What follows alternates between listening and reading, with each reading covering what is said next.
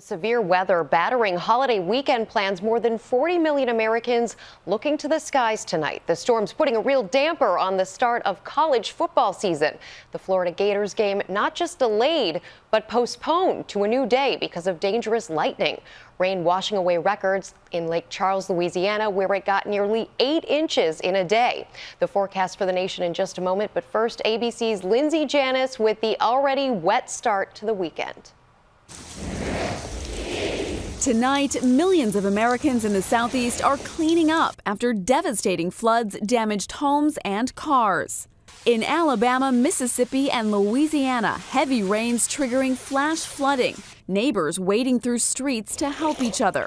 This man, in the process of fixing his Lake Charles, Louisiana home from a flood earlier this summer, must now start all over again. Everything inside this man's garage now saturated. We've got, enough damage here, but you can't have anything in your garage. These children are the only ones smiling here, splashing around in the flooded streets.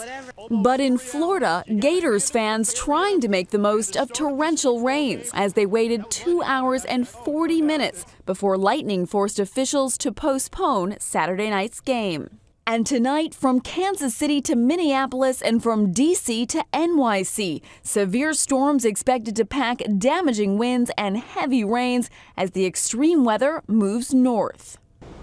Here in New York City, a severe storm has already passed through with more behind it. The rain bringing relief from the heat. Temperatures flirted with 90 degrees today. Rebecca? So many of us looking forward to that relief. Lindsay Janis, thank you.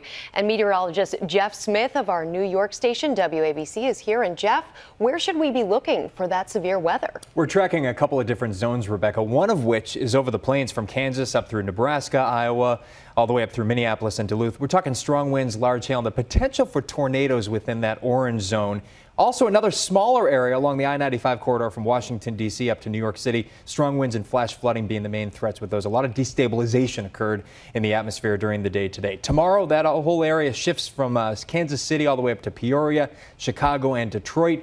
Another situation where you could have strong winds and large hail.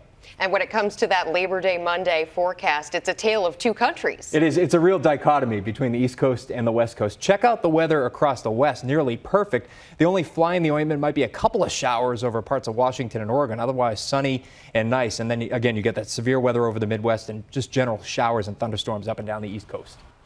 Here's hoping they can make the best of it. Jeff Smith, thank you so much.